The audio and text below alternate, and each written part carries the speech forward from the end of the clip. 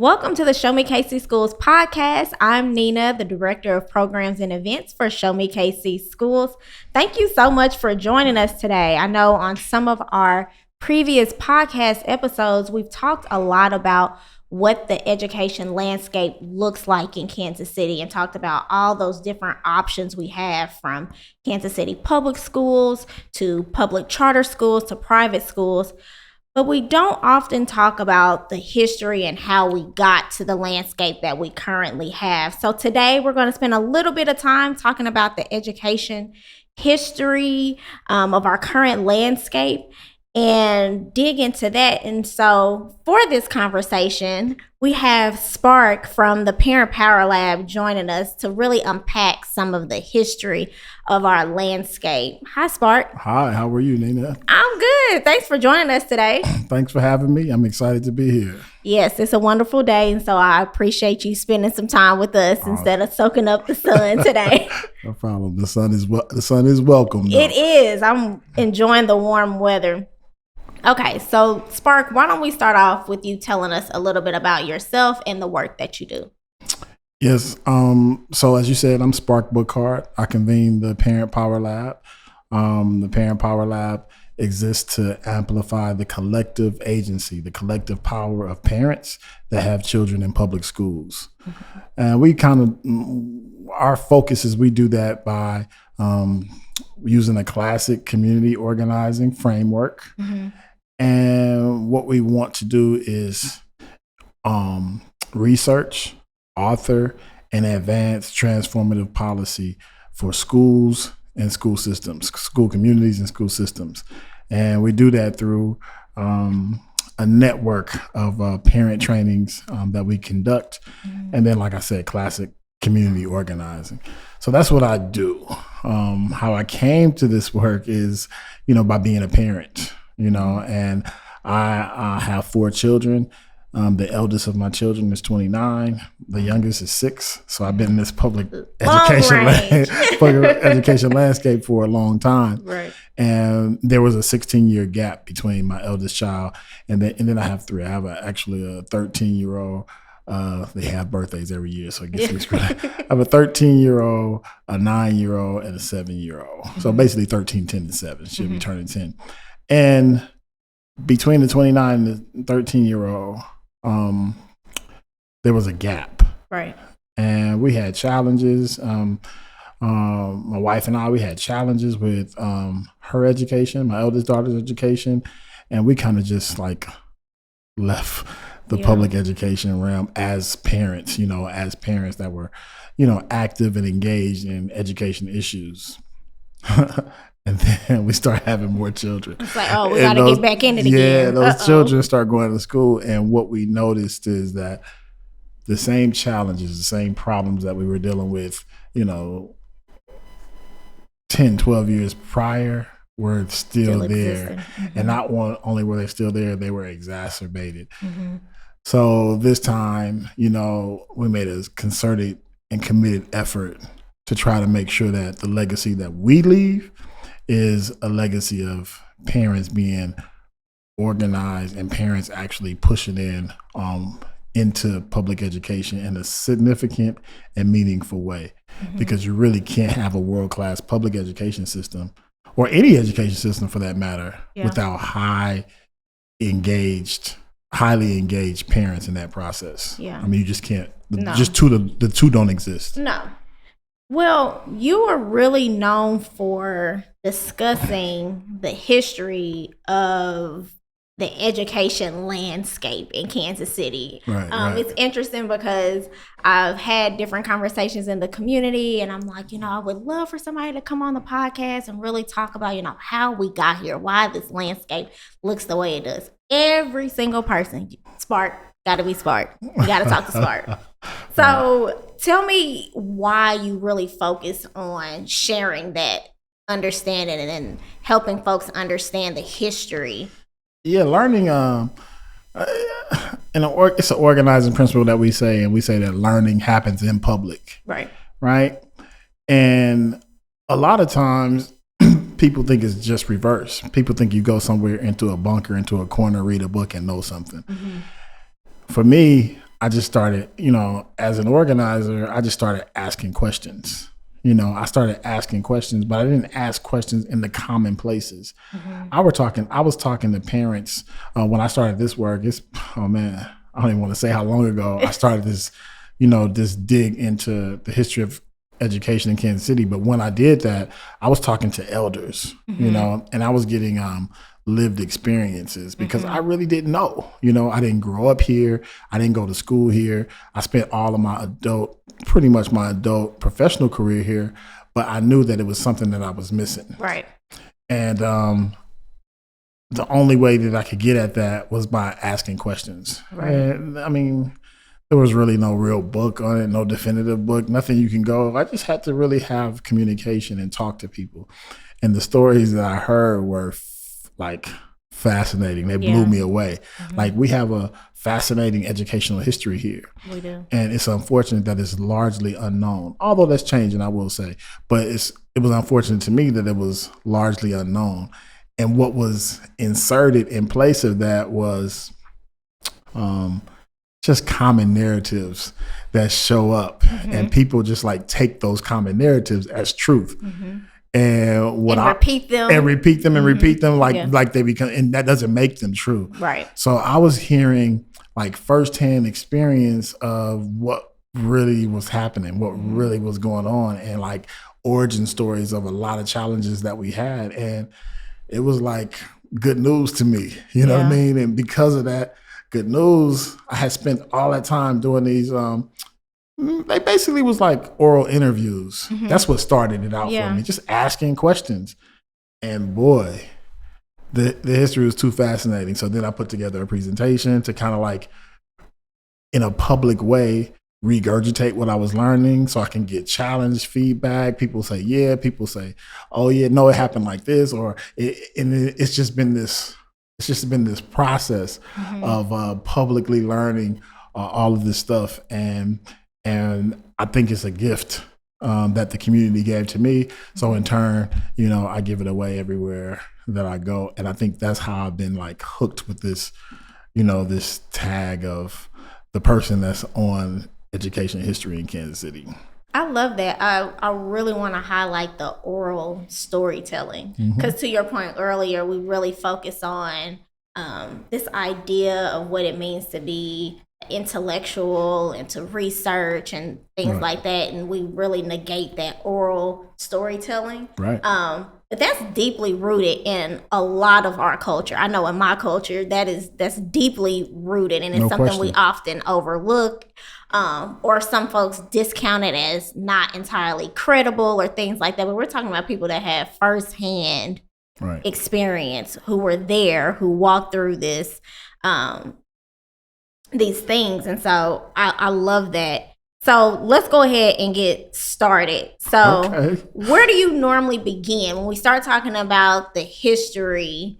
Where do you normally start at? Because there's so much. And as someone who grew up in this space, to your point about everyone not knowing, I've always been in Kansas City public schools. That's where my education was for K through 12. Great.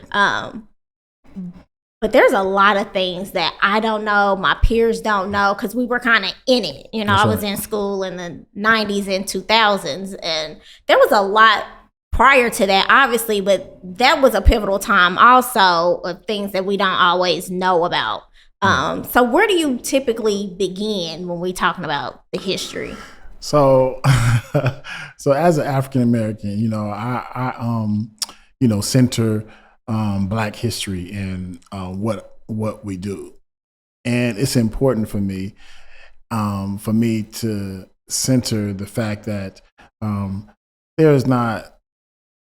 I can't think of a discipline, an educational discipline that you can't go back and see its origins at some African. You know what I mean? So I always start center the conversation to say that education is not a concept that just befell upon us. You know what I mean? Education has a long history, and it doesn't matter where it is: art, math, science, literature, treaties, governing. All of these things are disciplines of knowledge that started in Africa. And the reason why I center that history is because we've come a long way from that point. And it's important that our young people and the society at large kind of understands that Black people are not empty vessels. Right. So I start with that framing. Right. And I think that's important. And then I jump to the post-Civil War era, and I go from the Civil War era through public education, how public education starts, and then I focus in on Missouri, like how public education developed in the state of Missouri, and then of course I narrow it down to Kansas City. And the major emphasis of the work that I do on history is Kansas City public education and how it has been shaped by the Jenkins DSEG case. And that's where I spent a lot of the time in my presentation. So it's a survey from, it's a survey from the beginning of history, but we focus on how the desegregation era impacted education as we see it in contemporary times today. In Kansas City. Yes. Can you talk a little bit about that case you mentioned and give the year on that for our listeners? Yeah. So I talk about the DSEG era in our case as like the start and ending, like the bookends of the whole desegregation era. Of course, the desegregation era starts with, or it popularly starts with the Brown versus Board education decision by the Supreme Court. But of course, we had decisions before that hadn't gone to the Supreme Court. But the 54 Brown versus Board decision was at the beginning. That's the front end of the book. And then our case, the Jenkins case here in Kansas City, is like the back bookend, and a whole lot of history between them. So 54 was the Brown case. Our case started in 1977, right? And it went all the way into 2004. It didn't finally wrap up in 2004. So that significant portion of time, we were in the DSEG era here in Kansas City. And that case, because of how it dragged out and because of all of the tentacles and the components of that particular case, we have, as a result, the education system that we have now. And it is impossible to understand our current landscape without understanding that particular history. Yeah. That's my thesis. That's how we approach this work. And that's what we encourage people to do, because education in Kansas City didn't float in from the sea, or spring up from the ground, you know what I mean, or fall from the sky. It is rooted in a history. And our contention is that the DSEG history is mainly the result of what we got today. And I'll offer you a reading list for your listeners and viewers to get started. I think you have some links to some resources on your website that are good places to start. But of course, we wouldn't be able to I'll do whatever you want, but we wouldn't be able to delve deeply into all of that DSEG history in this podcast. But there are some brilliant highlights. Yeah. I would love to go over at least some of those highlights. So could you share an overview of what that case was, the time when it was happening, and then kind of what schools looked like during that period of time? Yeah. So it's hard. Well, you can't talk about it without talking about what happened just before. Right. So 1954 decision had an impact on public education. It was the beginning of white flight from the urban core of Kansas City out to the suburbs. I smile when I say suburbs because these suburbs are like Grandview, Hickman, Raytown. Like these are the suburbs I'm talking about then. Of course, now we got broader, wider exurbs, but that's not what I'm talking about. But in the 50s, that was exactly. In the 50s, those were the suburbs. And the 54 decision, because because white attitudes were like, we basically want to maintain the status quo. We want these segregated schools. We want to, we want our children to go to schools with, white parents wanted a homogeneous education environment for their children. That's how it had pretty much always been. And that's how, attitudes wanted it to stay. So that started the white flight out of the school district, but not in a major way. Not in a super significant way. And that was largely because the superintendent at that time realized that, we already have a segregated city. If we create attendance zones, attendance boundaries, then we can skirt around the Brown versus Board law, because white people live here, black people live here, and those people that send them to the school in their neighborhood. That's right, school in your neighborhood. So that was like a workaround. And that was probably good. The district was pretty much stable until 1968. And in 1968, April 4th, Dr. Martin Luther King was assassinated. And the result of that was unrest, civil unrest, riots, revolts, whatever you want to call it, uprisings in major cities all over the country. Kansas City did not escape this.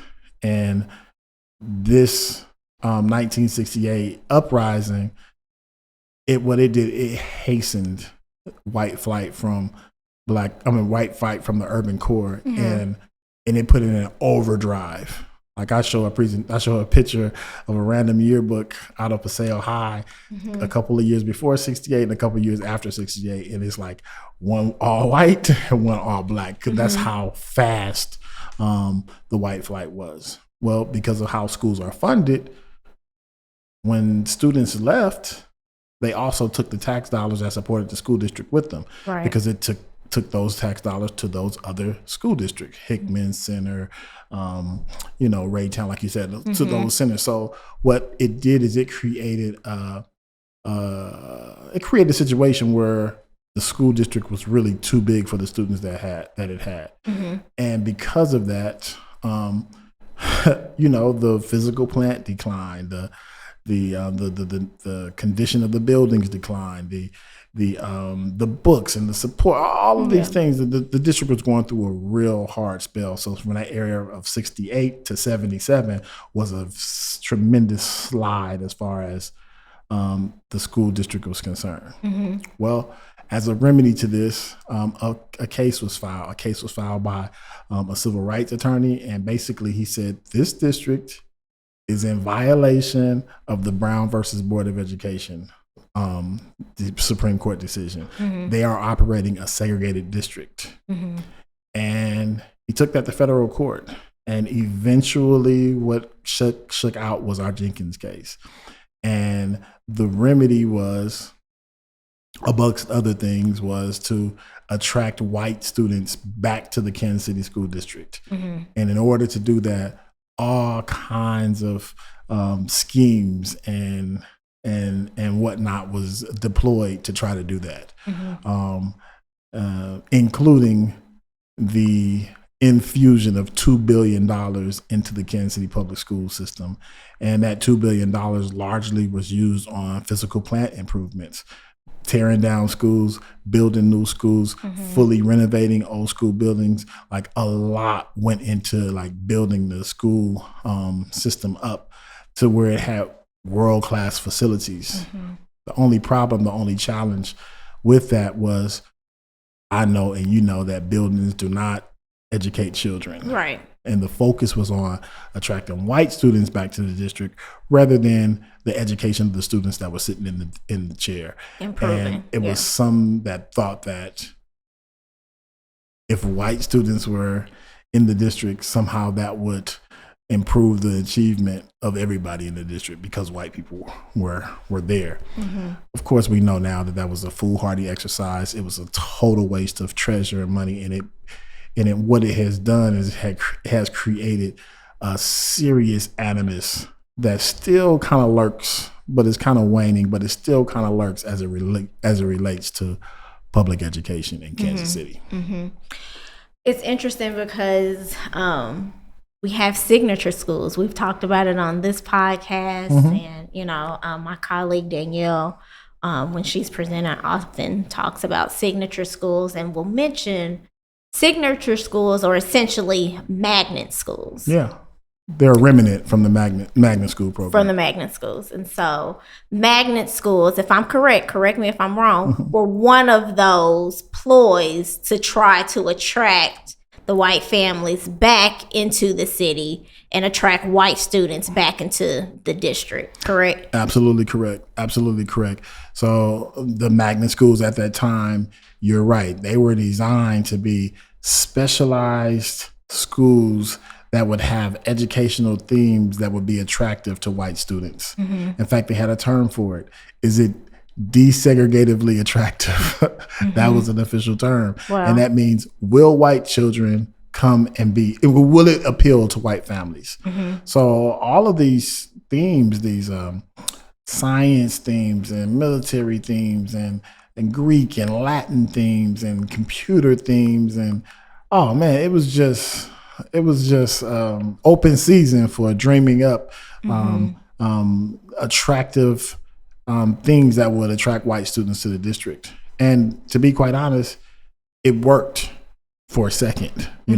White students would come to the district, they would stay here a year, and then they would go back to where they were because education weren't happening. So they had the nice themes, they had the nice buildings, but inside the substance wasn't there. That's correct. Gotcha. And eventually, after several years of this cycle, the gig was pretty much up. Like white students were not going to come back to the district in large numbers, and we had to figure out how to get out of the case. Everyone was tiring. The energy in the state was very tiring of this case and a similar case that was going on in St. Louis at the same time, and the sentiments was like, we have to get out of this case. And that's where we get charter schools from. The charter school law was a settlement, as part of a settlement to wrap that case up, to get out of that case. And at the time, everybody was supportive of charter schools. And I'm talking about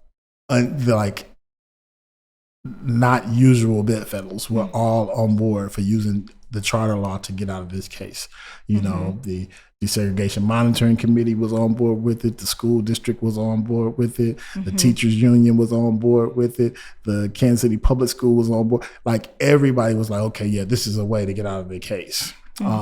So that's why, to essentially wrap that case up. Yeah,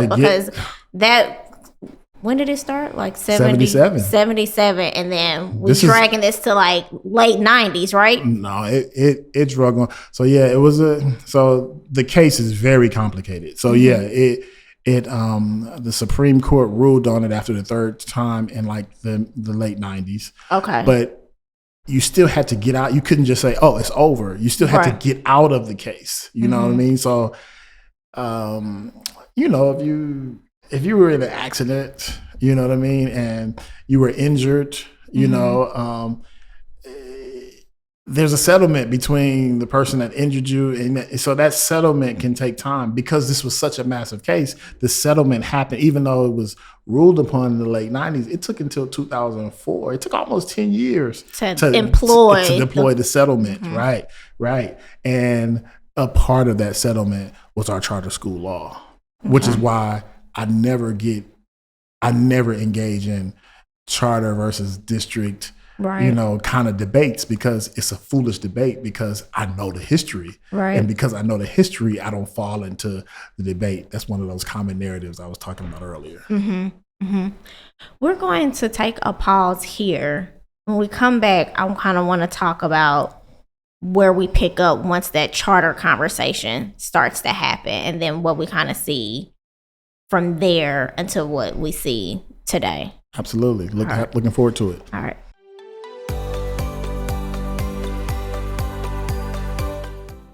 All right. We are back with Spark, and we are talking about the history of our education landscape. There's a whole lot to get into. We can dig into a lot, but just to give folks an overview and like a quick recap, we have Brown versus Board of Education in 1954.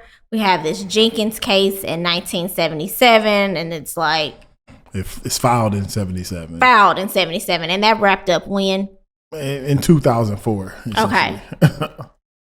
And so in the early 2000s, and we kind of started talking about this a little bit before we broke, then we kind of have this late 90s, early 2000s, we start to hear these rumblings about charter schools. Right. Tell me a little bit about like what was happening in the space around that time. Yeah, so charter schools, begins to be a new concept that's gaining steam in cities around the country, largely urban districts. This wasn't a rural district issue. This was a movement that was alternative to big urban centers. So Kansas City, because they were involved in this case, and a lot of people were involved in these desegregation cases. That's why I always say that you can't talk about education in America without talking about race. Right. Race, I usually say race, place, and money, because those are the three, that's the triad around a lot of these decisions were made. Right. And it was essentially, to be clear, it was essentially what we're gonna do about those black kids. You know what I mean? That's what a lot of this stems from. Either what we're gonna do about those black kids, or I don't want to be near those black kids, or it was all about this racial thing. And then other ethnic groups start coming into it when these urban centers start to become much more diverse, much more the charter school movement really caught steam at around the same time where people were winding up these desegregation cases. And that was no different here in Kansas City. We were winding up the Jenkins case, and this novel concept came in, and it was part of like a settlement, like, hey, wait, we can do this. And that's where charters came from. And charters were really given a free rein to try to be innovative in urban education. It's unfortunate because I think that with all the leeway that charters were given, we didn't really have any like radically innovative charter schools emerge. Right. They really didn't have any. And like I say, I don't traffic in charters versus district conversations. To be quite honest, no one can celebrate. We all have work to do. No one can celebrate about that. Yeah, no one can celebrate about their work because, the academic performance, particularly for Black and brown children in Kansas City, is dismal. We should be alarmed, and we should be very urgent about doing other things. But your question was about the charters, so that's how they came about. That's the environment that they were in. It was a very nascent movement when the Jenkins case was wrapping up, and it's a much more mature movement now. The charter school movement, right? It's much more mature. It's financed heavily, and you can get some innovation out of the charters if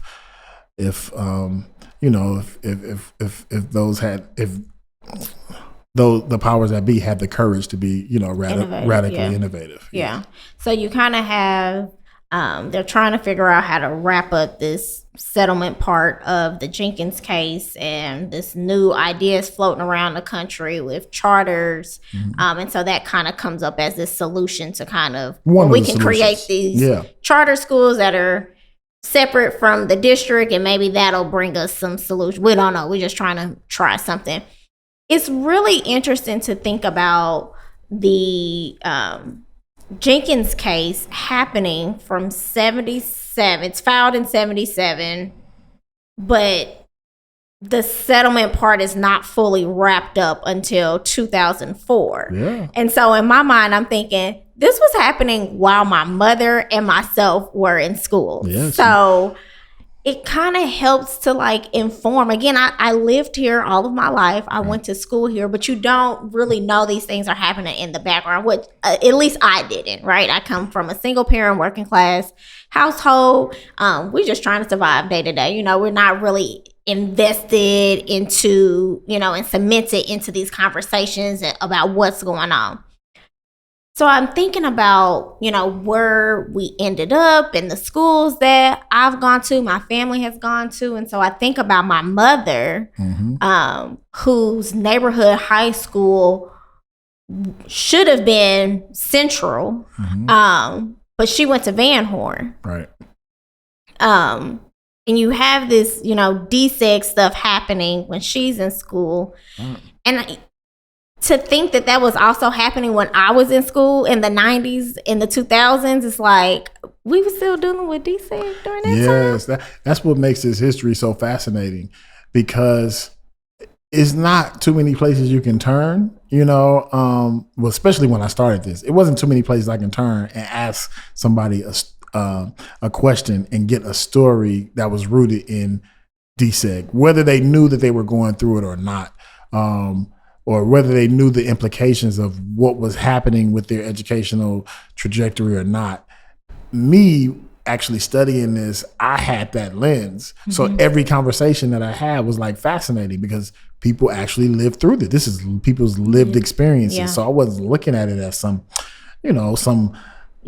abstract research project. Right. No, I was talking to people about their lives and their experiences. And those experiences really, like, it's one of the things that really made me fall in love with Kansas City, to be quite honest. Like, this was going on, and it almost like it was going on in the background and people didn't really realize it. Yes, and, absolutely. And revealing it, people the VA, I should have had a V8 moment would happen all the time for me. And that was like fuel for me to keep going and keep doing this public learning and teaching that I was doing, because people, it really resonated with people.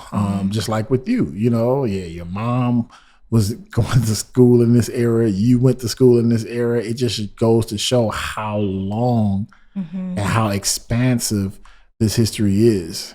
And to be quite honest, we haven't been out of it that long. No.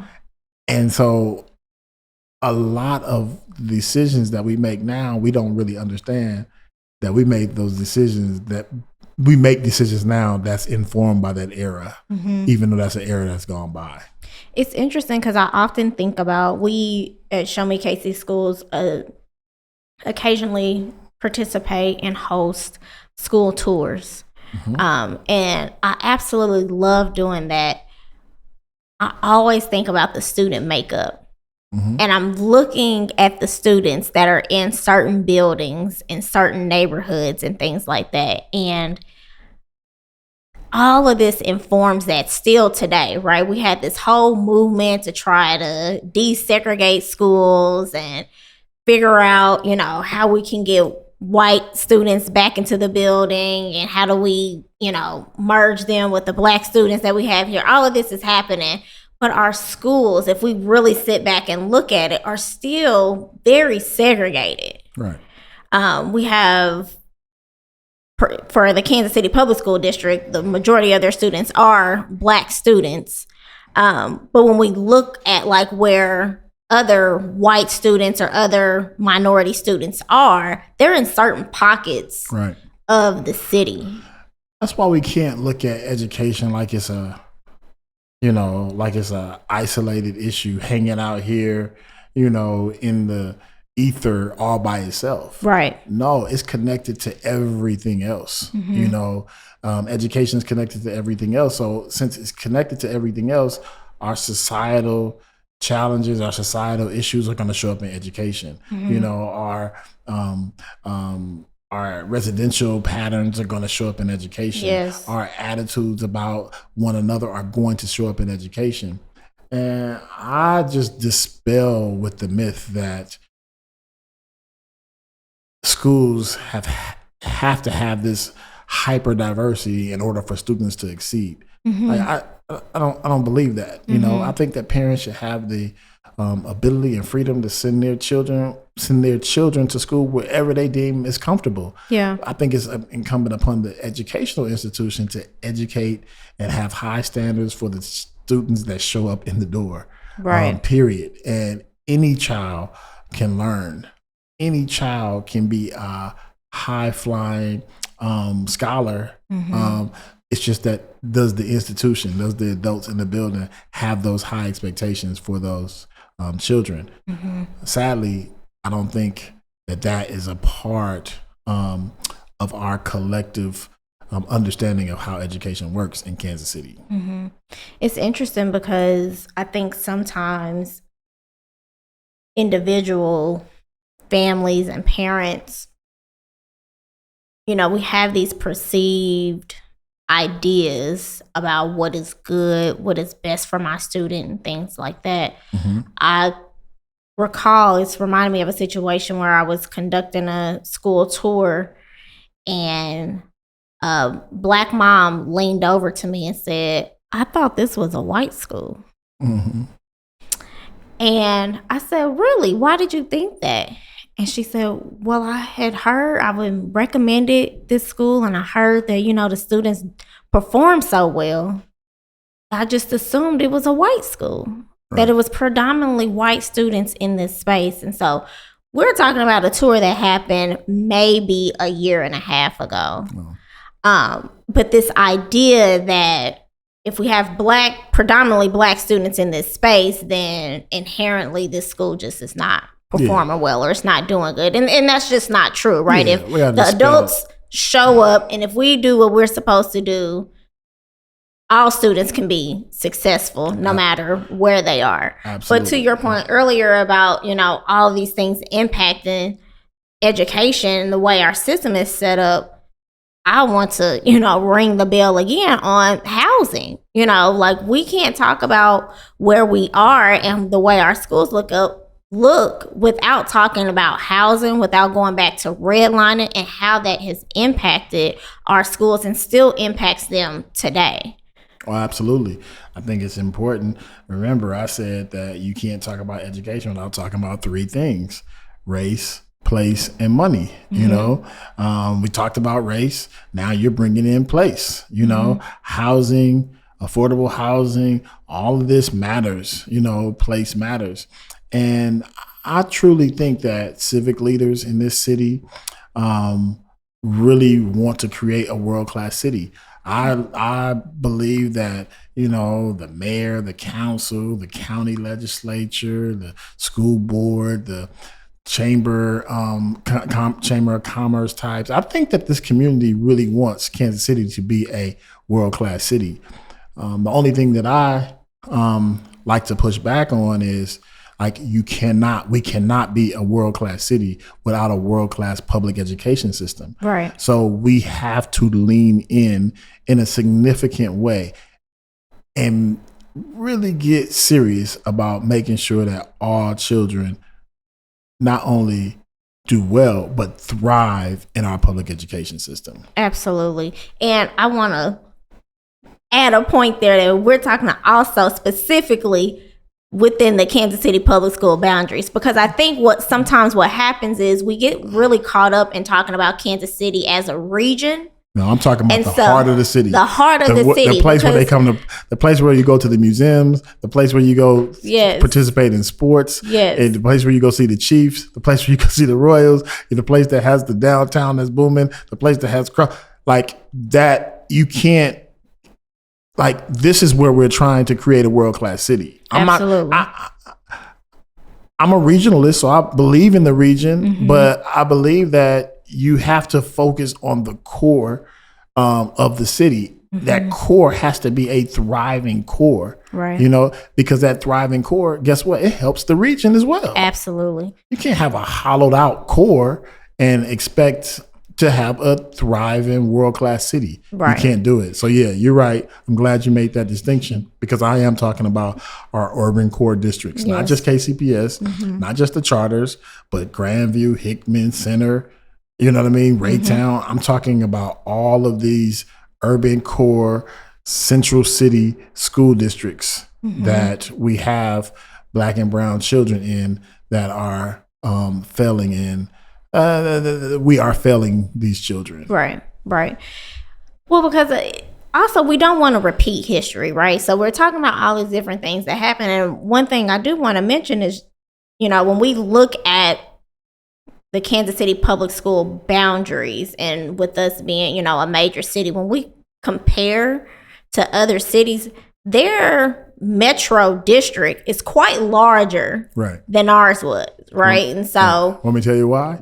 Please. So this is a vestige of, that's why you got to understand history. Right. In 1954, when the Brown v. Board education, like, people went berserk. Mm-hmm. People were like, I'm not sending my kids to school with these black kids. Mm-hmm. I mean, that was the sentiment, not here in Kansas City. That was a sentiment pretty much across the country where this was affected. Right. So then, just like now, people start to create solutions to deal with this problem. Mm-hmm. And in 1957, the state legislature, the Missouri state legislature in Jefferson City, passed a law that said, Kansas City, as your city grows, right? Mm-hmm. Like, cities grow by annexing more land. Right. I mean, we're not the same size as we were in 1957. We're a lot larger city. But because white families wanted to create homogeneous neighborhoods where only white kids can go to school, Jefferson City put in a law in 1957 that said the size of the Kansas City Public School District will remain the size that it is right now today. So as the city expands, the district cannot expand. Mm-hmm. So all of these things are, that's why I say you can't talk about education without talking about race, place, and money. Mm-hmm. Because that's why we have 14 different school districts within Kansas City's boundaries. Mm-hmm. And that doesn't happen other places. Mm-hmm. It happened in St. Louis. It happened here because that's how our legislature dealt with the racial question. And most cities, their city is the size of their school. Right. They expand, the district expands with the city. And that's why I wanted to bring that up, to point out, like, repeating history, right? Because I think it's a lot of great things happening in Kansas City. And, there's a lot of work being done, and I appreciate it all. But I can see us repeating history if we skip past the urban core, if we skip past these Kansas City public school district boundaries specifically, right, and the Raytown and the Hickman and the Grandview, and skip out to, Johnson County has great schools. All the Clay has great schools, but we'll be just repeating that history of like, we'll skip this. We're going to expand and move out to these other areas. And as long as they have great quality education, then we're good. No, we need to make sure that we're investing in our districts here in the urban core so that our students are successful also. Oh, absolutely. That common adage that those who are unaware of their history are doomed to repeat it. I don't think history repeats itself, but it does rhyme. You know what I mean? You can make the same mistakes. Mm-hmm. You know what I mean? If you don't understand the history, you can make the same mistakes that those before us have made. Yeah. And that is the very and precise reason why we focus on understanding the history. Right. So that when our parents advance policy, they have a history lens to look at that policy through, so they're not making the same mistakes. Mm-hmm. Like my dad used to say, son, I don't have a problem with you making mistakes. Just don't make my mistakes. Mm-hmm. You know what I mean? Make some new mistakes. And we got what we have when we offer up solutions devoid of history is what we do. We make the same mistakes. Right.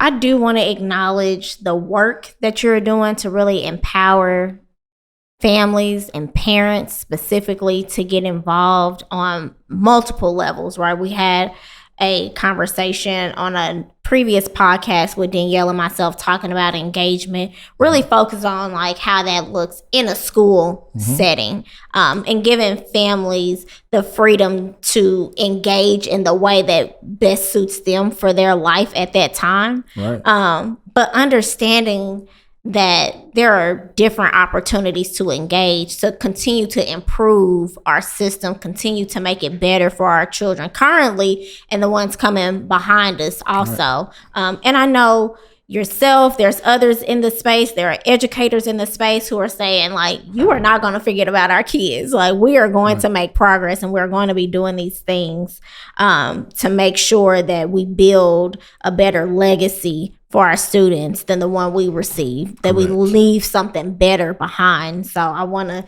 say kudos to you and thank you to you and the other folks in this space who are really working hard to bring about change and really push us forward. The question that I want to leave you with is, what makes you excited or hopeful about the future? Yeah.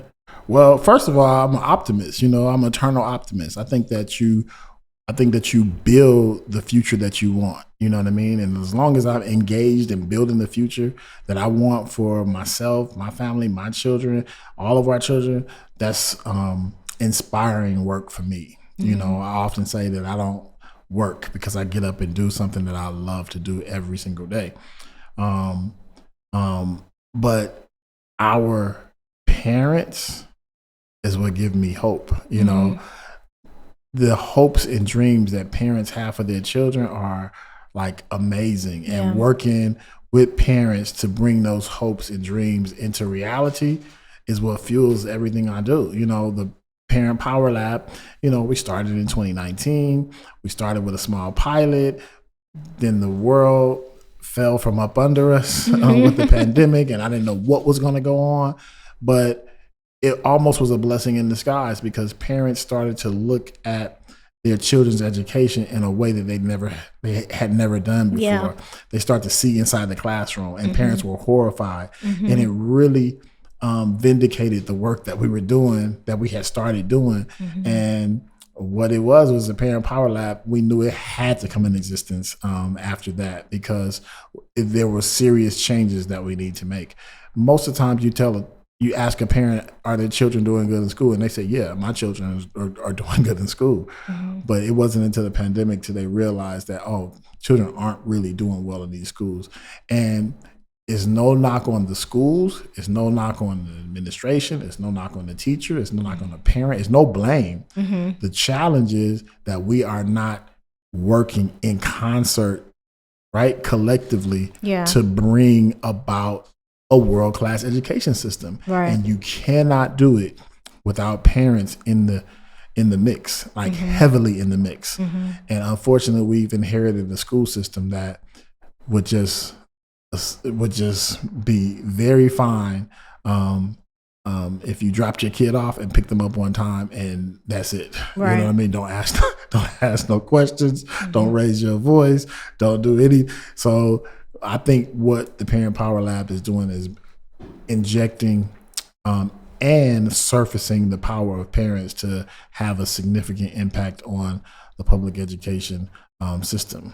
We have, last count, we have 7 parents that are alumni of one of our training programs that are serving on public school boards here in Kansas City.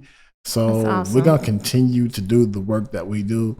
And I always say it's not work that I'm doing. It's work that we are collectively doing as a parent body, as a parent movement in Kansas City. So that's awesome. ParentPowerLab.com. Holler at us. Yes, and we are going to have the Parent Power Lab website in our show notes.